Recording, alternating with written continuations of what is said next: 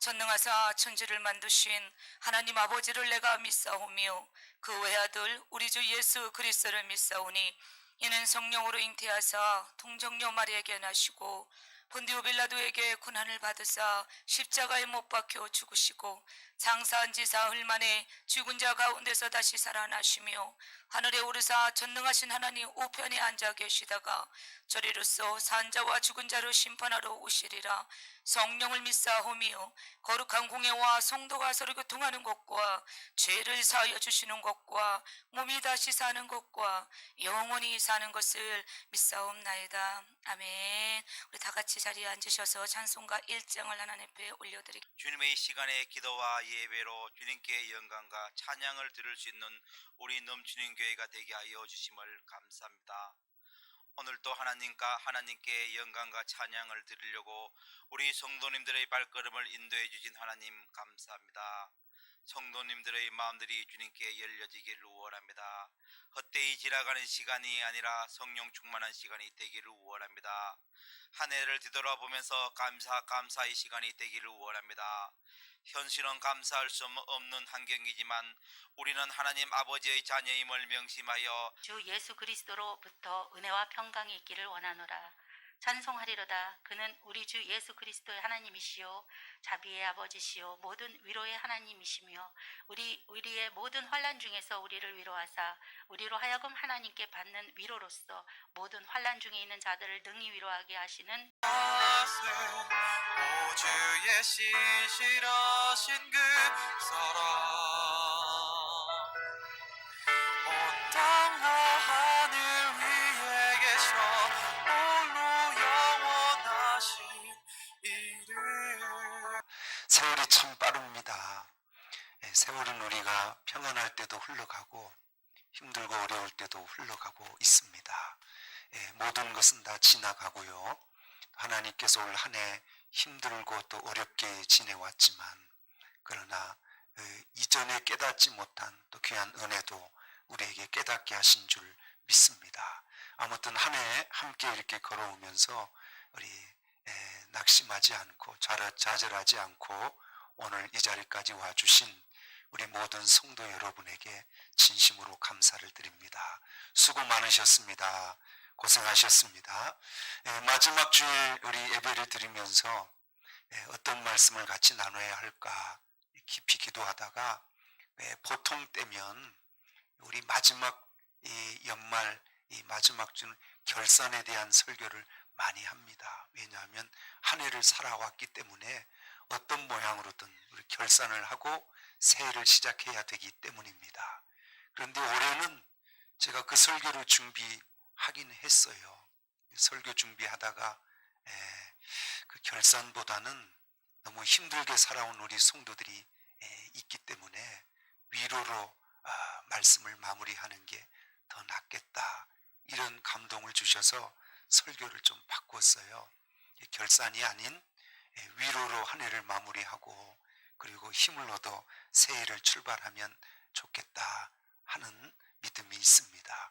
오늘 이 시간 예배를 통하여 우리 성도들 하늘에서 우리에게 주신 하나님의 위로가 넘쳐나시기를 바라고 그에 힘입어서 다시 일어나고 승리의 길을 걸어가시는 저와 여러분이 되시기를 주의 이름으로 축원합니다.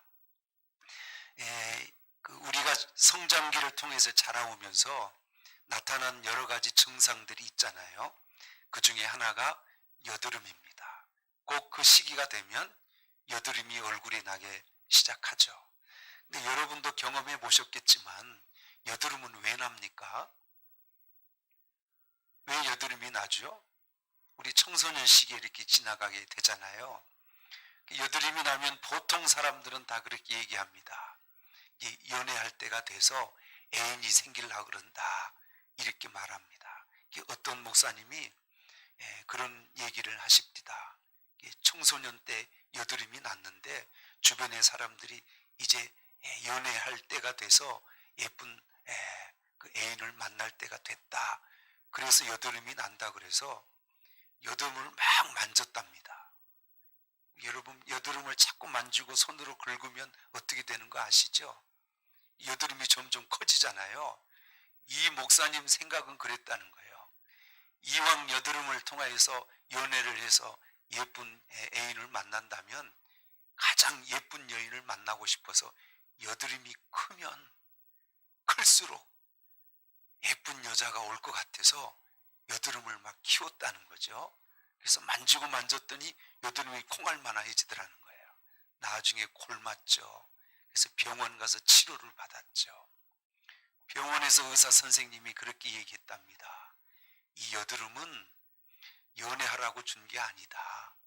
이거는 성장기 때 일어나는 일인데 이 여드름은 깨끗이 씻고 관리를 잘해야 없어지지, 자꾸 손으로 만지고 손으로 긁고 그러면 지금 이렇게 골마서 이렇게 크게 된다. 그러면서 여드름에 대한 진실을 가르쳐 주더랍니다. 제가 왜 오늘 이 말씀을 여러분에게 드리냐면, 우리가 우리에게 당하는 많은 어려움과 환난이 있잖아요. 이 환난이 우리에게 여드름과 같은 겁니다. 이 여드름은 잘 닦고 잘 관리하고 경건을 깨끗하게 해야 이 여드름이 빨리 사라지거든요. 그런데 이걸 자꾸 만지고 긁고 이러면 이 여드름이 점점 성이 나서 커지는 것처럼 우리 인생의 고난도 똑같습니다. 성도 여러분, 고난은 깨끗하게 관리를 잘해야 되는 거죠. 그 관리를 잘하는 게 뭘까요? 말씀으로 닦아야 되고요, 기도로 닦아야 되고요, 그리고 찬송으로 씻어내야 되고요.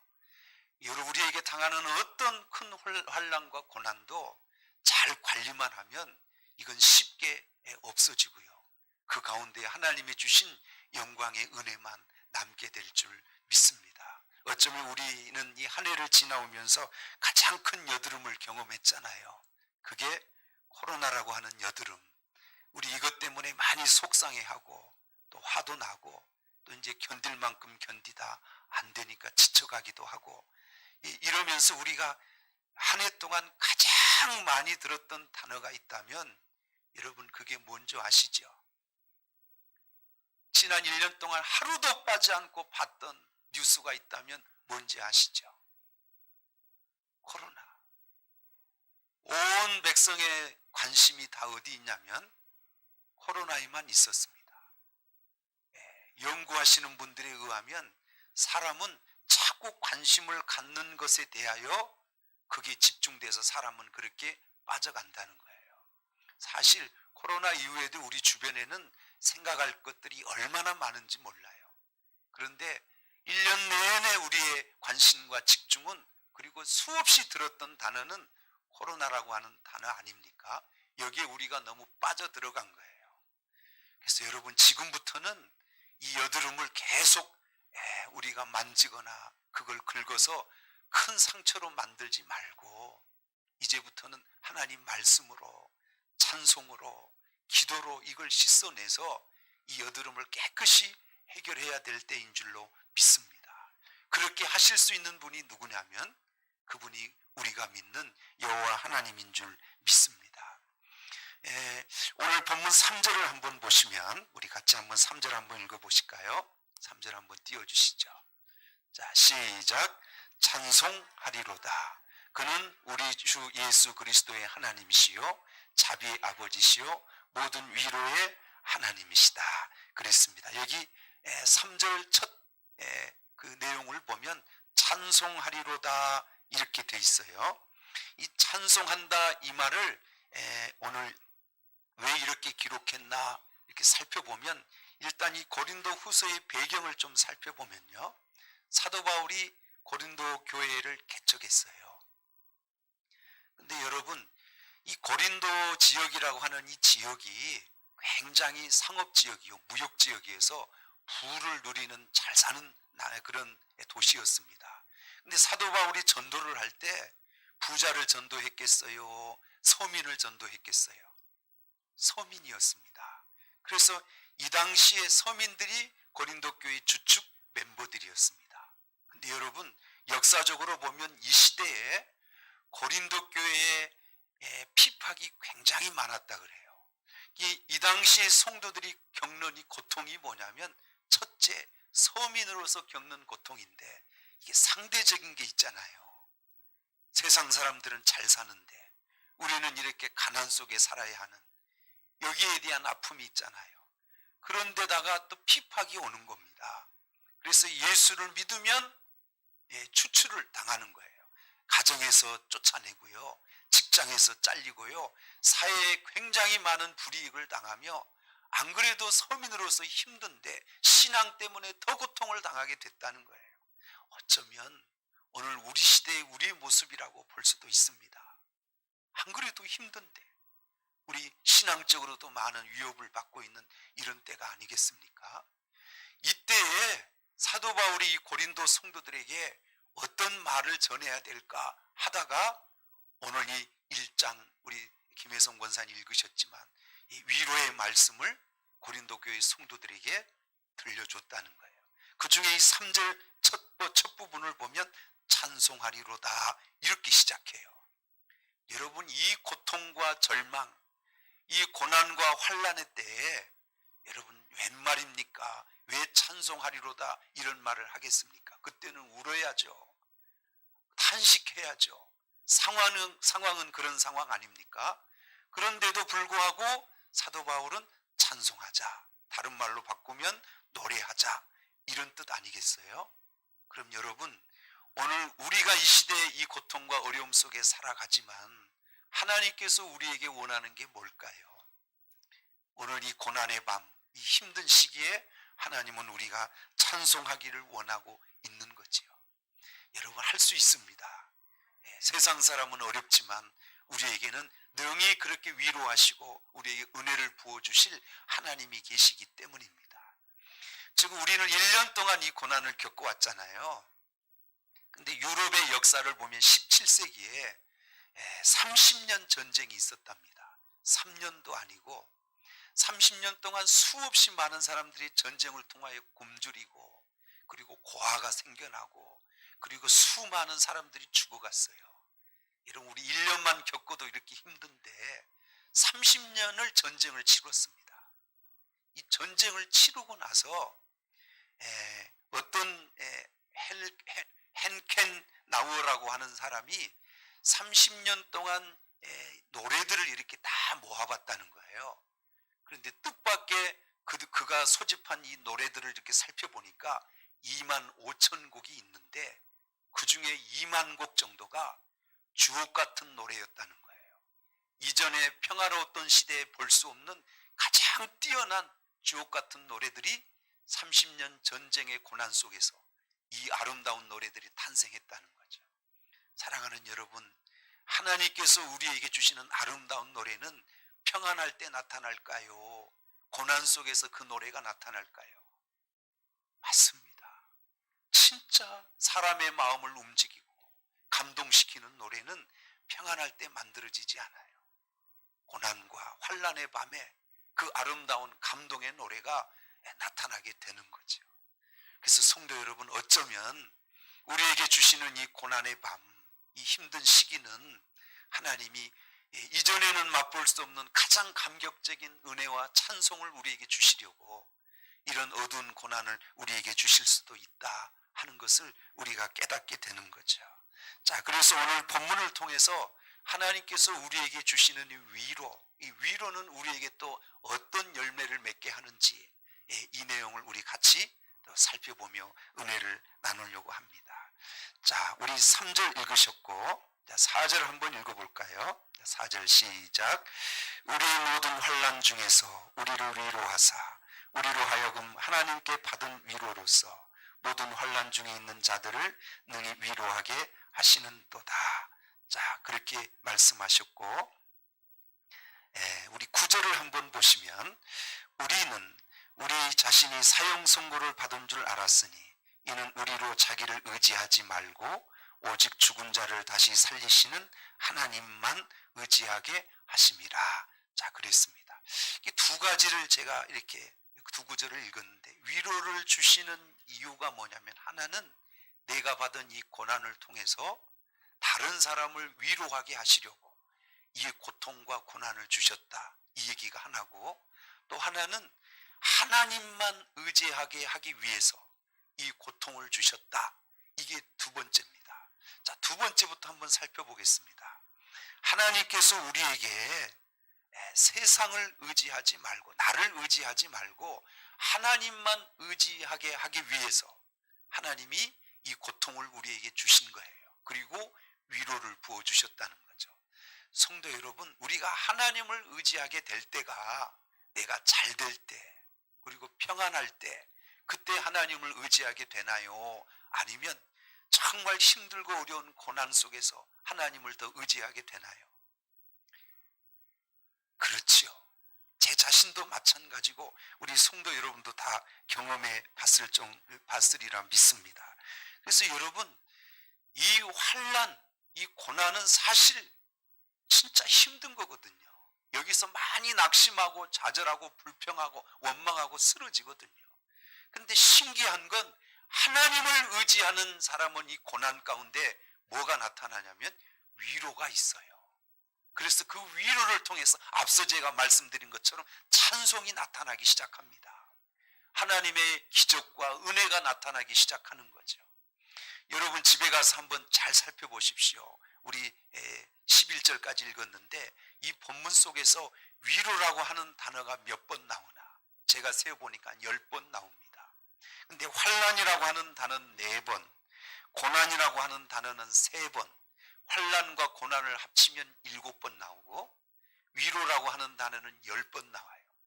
우리 인생에 환난과 고난이 수없이 있어도 그 환난 가운데서 위로하시는 하나님의 위로가 더 크다는 걸 오늘 이 본문을 통해서 우리에게 가르쳐 주시는 거죠. 여러분, 인생은 하나님 앞에 달려 있습니다. 고난의 끝도 하나님이 하셔야 고난이 끝나는 줄 믿습니다. 그래서 이 고난 속에서 우리가 의지하고 더 신뢰하고 믿고 따라야 할 분이 누구냐면 세상이 아닌 하나님에 있는 줄 믿습니다. 다니엘서에 보면 사드락 메삭 아벳노고라고 하는 다니엘의 세 친구가 나와요. 느부갓네살의 이 신상 앞에 절하지 않는 것 때문에 풀무불 속에 집어넣는다는 거예요. 하나님을 배신하고 우상을 앞에 절하라는 거 아닙니까? 이때 이 세 친구가 안 한다. 하나님이 우리를 건져주실 거다. 그러나 그리 아니하실지라도 우리는 이 신상 앞에 절할 수 없다. 그래서 이 풀무불을 7배를 더 뜨겁게 했잖아요. 그래서 이 세 친구를 풀무불 속에 집어넣으려고 하는 병사가 입구에서 다 죽었습니다. 얼마나 그 불이 뜨거웠습니까? 그래서 풀무불 속에 들어갔잖아요. 그러면 이 세 친구는 그 불 속에서 어떻게 돼야 되냐면 타서 죽어야 상식입니다. 근데 불 속에 집어넣어놓고 밖에서 이렇게 보니까 막 돌아다니는 거죠. 돌아다니는 모습을 보니까 분명히 불 속엔 세 사람을 불 속에 넣었는데 불 속에서 돌아다니는 사람은 4사람이 돌아다니는 거죠. 여러분 아시죠? 그 한 사람이 누굽니까? 그분이 하나님이세요. 하나님의 사자요. 고난 가운데 하나님이 함께 하시고 그 환난 가운데 하나님이 함께 하셔서 우리를 위로하시면 그것이 풀무불 속이라 할지라도 우리가 타서 사라지는 게 아니라 그 속에서 하나님을 경험하고 거기서 구원받는 기적을 우리가 보게 되는 것이죠. 그래서 이 고난은 우리에게 얼마든지 찬송할 수도 있고 이 고난 속에서 하나님이 함께 하시는 위로를 뜨겁게 경험할 수 있는 것, 그게 하나님께서 우리에게 주신 위로의 축복이다 하는 걸 우리에게 보여주고 있는 거지요. 사랑하는 성도 여러분, 절대 우리 인생은 낙심하고 절망할 필요가 없습니다. 왜냐하면 우리에게 언제나 함께 하시고 위로하시고 우리를 건져주시는 하나님이 함께 하시기 때문입니다. 여러분 그 예전에 그 타이타닉 영화 보셨죠? 이 타이타닉 영화가 상영되고 난 후에 많은 기록들이 있어요. 두동강이 나서 타이타닉이 바다에 가라앉고 그리고 많은 사람들이 구명정에 의지하여 바다를 이렇게 떠다니며 헤맸잖아요. 그래서 구조되기도 하고 거의 대부분은 죽었죠. 근데 기록에 보니까 어떤 한 사람이 타이타닉호가 이렇게 침몰하고 나서요, 가죽 부대 하나를 이렇게 붙들고 바다를 표류하고 구조를 기다리는 한 사람이 있었다는 거예요. 하루 이틀 한 3일쯤 지났는데 아무도 자기를 구조해 주러 오는 사람이 없더랍니다. 이제는 손발에 힘이 다하여 이제는 이 가죽 부대를 더 이상 붙들고 있을 힘이 없어요. 그리고 그 마음에 아직까지 나를 구조해 오는 사람이 없다면 나는 여기서 포기하는 게 맞다. 손만 놓으면 바다에 가라앉고 죽는 거거든요. 그래서 이제 가죽 부대에 의지하는 손을 딱 놓으려고 하는 순간 위에서 경비행기 하나가, 한 사람 타고 다니는 비행기 있잖아요. 경비행기 하나가 막 자기 머리 위로 이렇게 돌더라는 거예요. 쳐다봤는데 그 운전하시는 그 경비행기 그 조종사와 눈이 딱 마주친 겁니다. 그러더니 이 비행기가 싹 사라지더라는 거예요. 아, 나를 보고 간 사람이 있구나. 이때부터 손과 힘에 빠졌던 힘이 다시 생겨나기 시작한 거예요. 그리고 더 가죽 부대를 강력하게 그 힘으로 붙들고 버티기 시작합니다. 3일을 또 버텼습니다. 타이타닉호가 난파된 지 6일 만에 구조대가 와서 이 사람을 구조했다는 거예요. 어떻게 그렇게 6일 동안을 버틸 수 있었느냐 이렇게 물어봤더니 누군가가 나를 보았기 때문입니다. 누군가가 나를 보고 있기 때문입니다. 그 보고 있다는 그 사실 하나가 이 죽음의 환경에서 자기를 견디고 이겨나게 했다는 거예요. 여러분 한번 보십시다. 여러분, 우리가 이 세상의 환난 가운데 있지만 우리만 하나님께서 던져놓으시고 우리에게 이 고난을 다 감당하고 쓰러지라고 하나님이 그렇게 하시진 않을 겁니다. 누가 보고 계실까요? 하나님이 우리를 보고 계신다는 거예요. 아, 하나님이 나를 아신다. 그분이 나를 보고 계신다. 이 믿음 때문에 우리는 더 견딜 수 있고 남들은 쓰러질 때 다시 일어날 수 있는 힘과 위로가 우리에게 있다는 걸 우리에게 가르쳐 주시는 거죠. 제 자신도 마찬가지예요. 우리 성도들도 많이 힘드셨겠지만 교회를 섬기고 교회를 이끌어가는 목회자로서 올 한 해는 정말 힘들었던 한 해였던 것 같아요. 그래서 좌절하고 낙심할 상황이 수없이 있었는데 그래도 나를 보고 계신 하나님, 사드락과 메삭과 아벳느고 풀무불 속에서 함께 하셨던 하나님, 그분이 이 코로나 이 어려운 시대에도 우리 교회를, 우리 성도들을, 부족한 종을 하나님이 보고 계시고 지키고 있다고 하는 이 믿음 때문에 다시 일어나고 또 견디고 힘을 낼 수 있었던 것 같아요. 여러분, 하나님이 우리와 함께 하시는 줄 믿습니다. 여러분, 그 하나님이 보고 계시다는 이 믿음, 그분은 우리의 고난 가운데 함께 하셔서 위로하시고 하나님의 그 영광을 드러내게 하시는 하나님인 줄 믿습니다.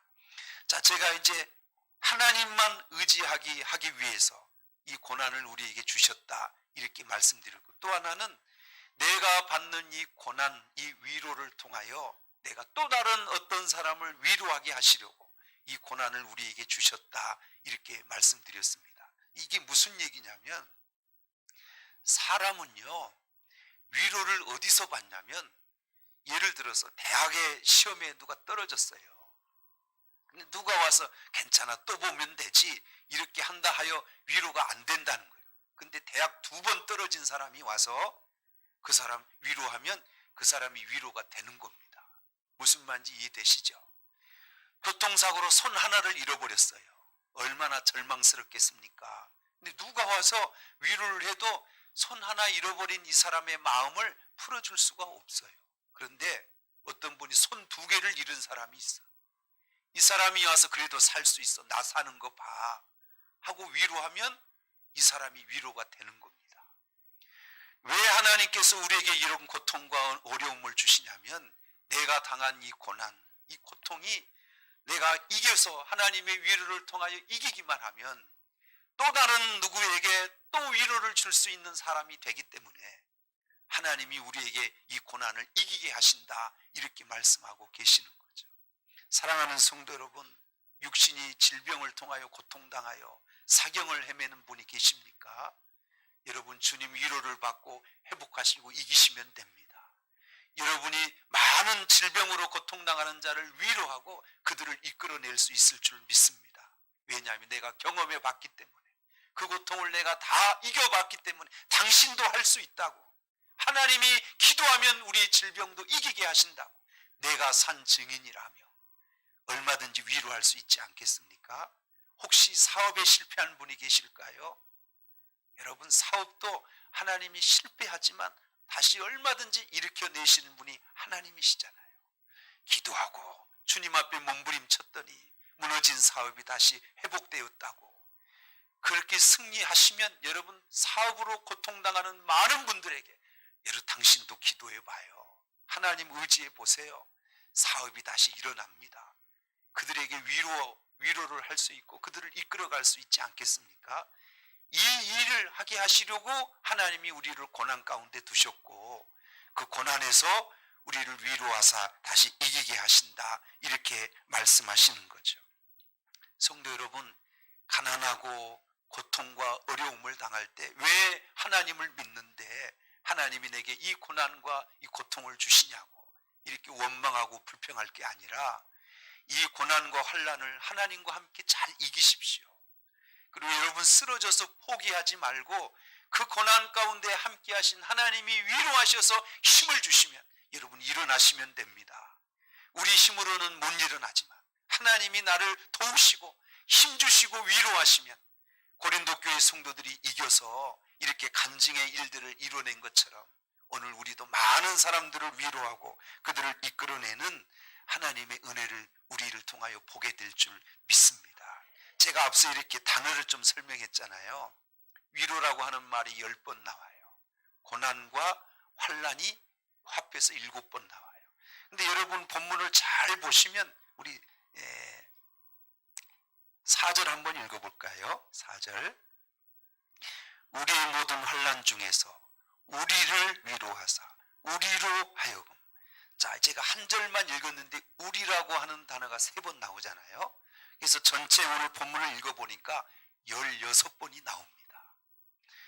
위로라고 하는 단어가 10번인데 우리라고 하는 단어가 16번이 나와요. 저는 이게 우연이 아니라고 봐요. 성도 여러분, 하나님께서 왜 우리라고 하는 이 공동체, 이 교회 안에 우리를 만나게 하시고 한 해를 걷게 하셨을까요? 이 위로는 우리라고 하는 이 가족, 우리 공동체에서 함께 할 때 위로의 시너지 효과가 크게 나타나고 거기에 하나님의 역사가 더 크게 나타난다는 거예요. 성도 여러분, 혼자도 이길 수 있겠지만 하나님은 우리라고 하는 이 가족 같은 우리 공동체를 주신 겁니다. 그래서 우리가 함께 기도하고 함께 격려하고 위로하면 얼마든지 이 큰 고난도 우리가 이길 수 있다 하는 것을 우리에게 보여주는 거죠. 성도 여러분, 혼자가 아니에요. 함께 위로하고 격려하고 함께 축하해 줘야 되는 것입니다. 그래야 일어나게 되는 거예요. 제가 우리 넘치는 교회 단톡방 이렇게 1년 동안 쭉 이렇게 운영해 왔잖아요. 좋은 글도 많이 올려놓으시고 여러 가지 이런 공지사항도 이렇게 알려드리고 이 단톡방을 우리가 활용하고 있는데, 우리 이정순 전도사님, 최우신 권사님 수술한다고 제가 이렇게 안내 글을 올렸더니 우리 성도들이 너나 할 것 없이 다 위로의 글들을 올려주십니다. 치료 잘 될 거라고, 하나님이 도와줄 거라고, 기도하겠다고. 여러분, 아무것도 아닌 것 같은데 우리가 함께 할 때 거기에 힘이 되는 거예요. 마음이 무너져서 포기하려고 할 때 함께 격려해주고 그렇게 기도해주고 위로해주면 다시 힘을 얻는 겁니다. 할렐루야. 혼자라면 혼자도 기도할 수 있죠. 하나님 믿을 수 있죠. 그래도 혼자 수술하러 들어가는 것보다 우리 온 성도들이 기도하는 걸 보여주고 함께 격려해주고 전화로 위로해주고 이러면 수술 안에 들어가는 이 성도가 얼마나 힘이 되겠습니까? 그래서 우리라고 하는 게 필요한 거예요. 할렐루야.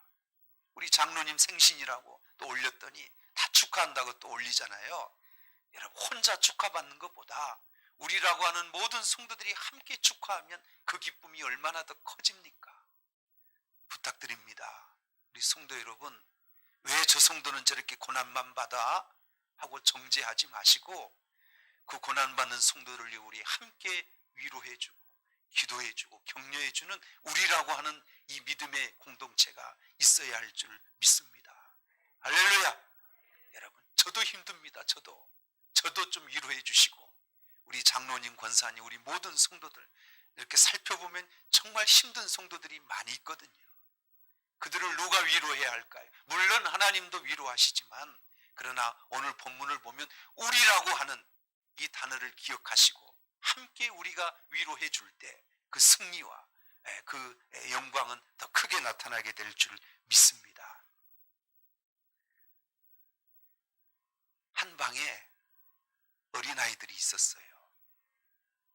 어머니들이 이 아이들 놀라고 풍선을 하나씩 다 주고 갔습니다. 아이들이 막 풍선을 하늘에 띄우기도 하고 손으로 치기도 하고 이렇게 재미있게 놀고 있는데, 한참 놀고 있는데 어디서 빵 하고 풍선 하나가 터진 거예요. 우리 같으면 안 울죠, 그죠? 근데 갓난 이 어린아이들은요, 자기가 갖고 놀던 풍선이 터지면 어떻게 하는 거 아시죠? 그냥 바닥에 털썩 주저앉아 엉엉 우는 겁니다. 여러분, 그 방 안에 분위기가 어떻게 될까요? 근데 어떤 이 옆에 있는 어린아이 하나가 그 우는 아이를 보고 자기 풍선 하나를 터뜨려요. 또 뻥 터졌습니다. 그랬더니 그 옆에 있는 아이가 하나님 또 보더니 나도 터야지 하고 또 뻥 터뜨렸어요. 뻥뻥뻥 하고 풍선이 다 터졌는데 하나의 하나가 풍선을 안 터뜨려 가지고 있는 거예요. 여러분, 이 상황을 한번 생각해 보세요. 풍선 터진 아이가 울어야 돼요? 갖고 있는 아이가 울어야 돼요? 상황을 보시면. 그런데 상황이 바뀌었어요. 뻥뻥뻥뻥 터진 아이들은 다 서로 이렇게 터진 풍선을 가지고 서로 웃고 있는데, 안 터지고 갖고 있는 이 아이는 아이들이 다 자기만 쳐다보고 다 웃고 있는데 자기만 풍선 하나 갖고 있잖아요. 이상해진 거예요. 그래서 혼자 갖고 있는 이 아이가 울기 시작하는 거예요. 무슨 얘기일까요? 풍선이 터졌다고 하는 건 우리 인생에 뭔가 하나가 고장난 거예요. 깨진 거예요. 그러면 우리 그 고통과 아픔 때문에 우는 건 맞죠? 우리 울어야 하는 건 맞잖아요. 그런데 어떤 분이 옆에서 함께 또 울어주는 거예요. 자기 풍선을 터뜨리고. 그 옆에 또 성도가 또 자기 풍선을 터뜨리고 또 울어주는 거예요. 그렇게 서로 막 터뜨리고 우니까 이제는 이게 울음이 아니라 서로 함께 웃는 그런 분위기가 되는 거죠. 여러분, 어떨까요? 우리는 저 사람 풍선 터지면 아이고 신난다 하고 박수를 치고 우리가 거기서 웃어야 할까요? 내 풍선을 터뜨려야 할까요? 우리라고 하는 공동체가 뭐예요? 함께 풍선을 터뜨려주고 그를 위로해주고 함께 웃을 수 있는 거, 그게 우리 교회예요. 신앙의 공동체인 줄 믿습니다. 우는 자들과 함께 울으셔야 돼요. 고통받는 자들과 함께 고통을 나누시고 우리 격려하고 함께 고난을 이겨나가야 할 줄 믿습니다. 그 우리라고 하는 위로를 통하여 하나님은 이런 놀라운 일들을 이루신다라고 말씀하고 계시는 거죠. 자, 한 가지 더 말씀드리면, 우리 삶을 빛나게 하고 영광스럽게 하는 건 고난일까요? 평안일까요? 사람들이 성공하게 되는 모든 계기가 평안할 때 성공이 일어나나요? 환난과 어려운 고난의 때 성공자가 나타나나요? 네, 하나님께서 우리를 이 고난 가운데 두신 이유는 우리를 힘들고 쓰러져서 이제는 절망하라 이래서 주신 고난이 아니고, 우리 인생의 영광과 성공을 이루는 데 평안할 때는 성공이 안 일어나요. 사람이 그렇게 열심히 하질 않아요. 없는 잠재력의 힘이 나타나지 않아요. 그러나 고난과 환난 위기 때 그런 힘이 나타나고, 사람들은 쓰러졌다가 고난 가운데 이길 때 성공의 자리에 서게 되는 거거든요. 어쩌면 하나님이 우리에게 이 고난을 주신 것은 우리 교회가 쓰러지라고 주는 게 아닐 겁니다. 이 고난을 통하여 하나님이 도우셔서 이걸 다시 이기고 승리하고 성공하라고 하나님이 우리에게 이 고난을 주신 줄 믿습니다. 스데반이 예수님 십자가에 지셨다는 이 설교를 하고 유대인들에게 돌에 맞아 죽어가고 있었습니다. 자, 그 장면을 한 번만 생각해 보세요. 돌을 집어들고 스데반을 죽이려고 내리치던 사람들의 얼굴은 어떤 얼굴이었을까요? 증오, 저주, 악의가 가득 찬 얼굴로 돌을 집어서 스데반에게 내리쳤겠죠. 근데 성경을 보면 스데반은 그 돌에 맞아 피가 낭자하게 죽어가면서 하늘을 쳐다보며 웃었다 그렇게 돼 있어요. 그 얼굴이 마치 천사의 얼굴이었다 이렇게 표현합니다. 그리고 돌에 맞아 죽는 거지요.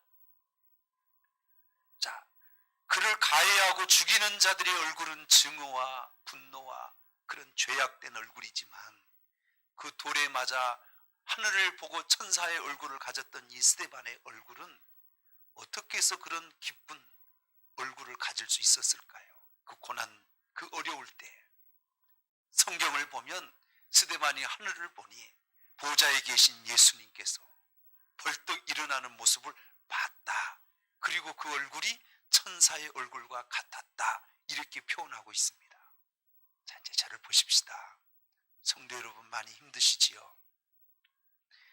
세상의 돌에 맞아서, 고난의 돌에 맞아서 피가 흘러 우리 쓰러져 가고 있는 이런 어려움도 있으시지요? 그래서 사람들은 다 좌절하고 절망하고 쓰러질 때 우리는 웃을 수 있어야 그게 신앙인데, 이 어려울 때 우리 어떻게 해야 웃을 수 있을까요? 어디를 쳐다봐야 될까요? 하나님. 그 죽음, 그 피 흘리는 돌에 맞는 그 죽음의 상황에 웃을 수 있는 사람이 세상에 어디 있습니까? 하나님이 벌떡 일어나시고 두 손을 번쩍 내밀으시고 스데반을 맞아주시는 그 주님을 보았기 때문에 아이 고난 아무것도 아니야. 내가 죽는 건 영광이야, 순교야. 그러면서 오히려 할렐루야 하며 웃을 수 있고 아마 찬송하면서 죽음을 맞이했을 겁니다. 세상의 모든 장례식장을 다가 보십시오.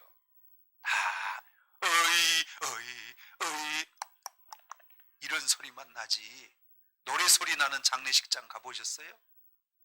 노래 소리 나는 장례식장은 기독교 장례식밖에 없습니다. 찬송하잖아요. 왜 우리는 돌아가신 분을 위해서 노래를 합니까? 그게 영광의 길이요, 천국 가는 길이요.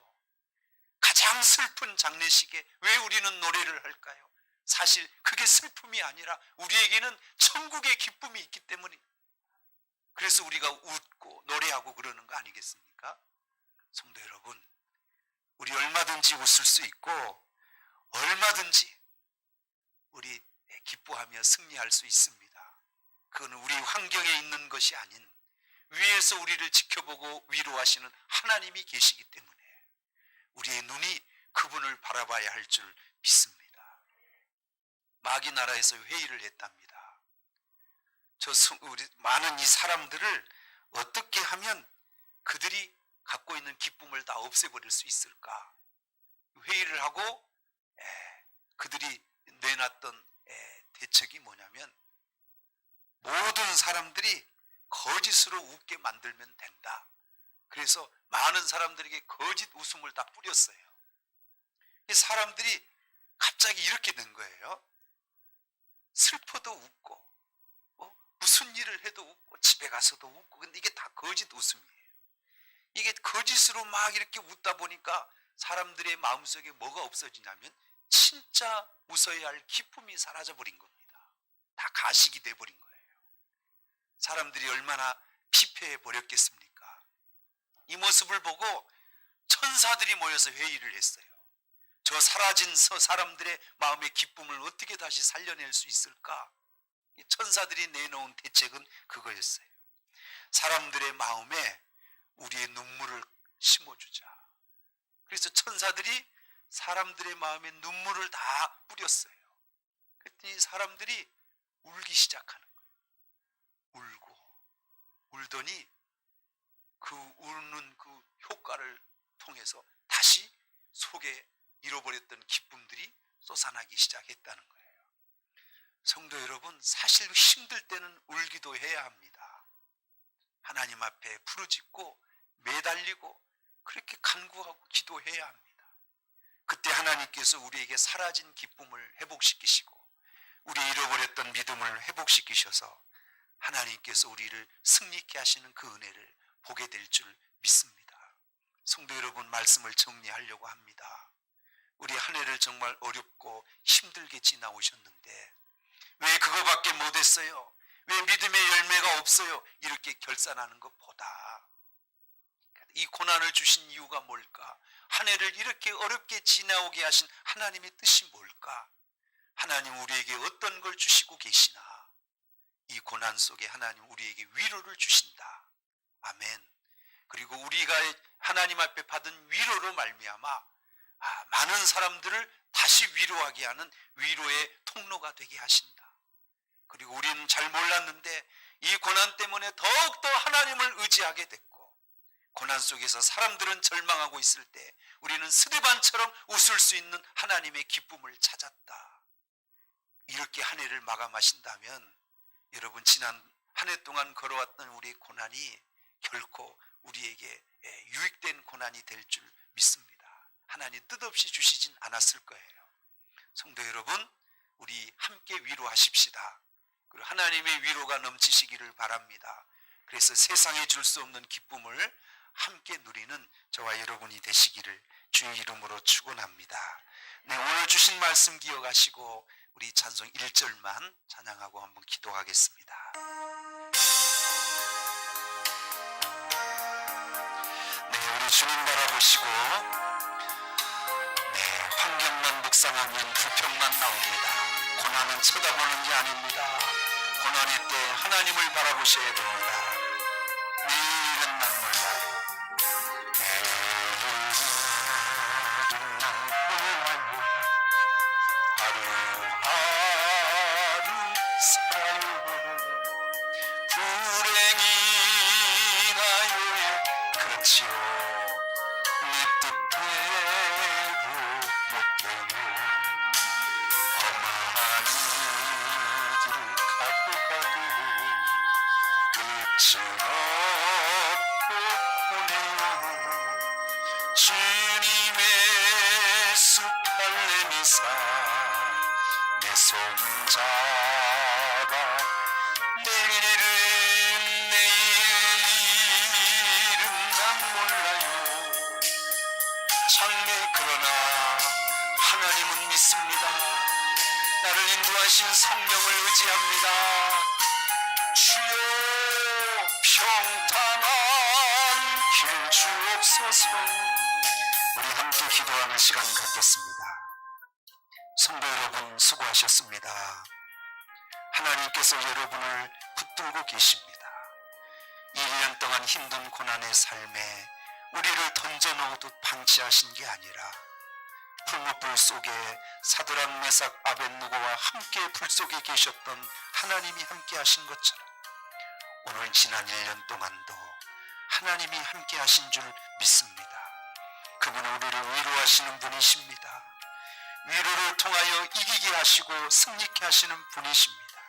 오늘 하나님의 위로가 여러분의 삶에 여러분 심령에 넘치기를 원합니다. 오늘 주신 말씀 기억하시고 우리 다 같이 주님 한번 뜨겁게 외치며 기도하겠습니다. 주여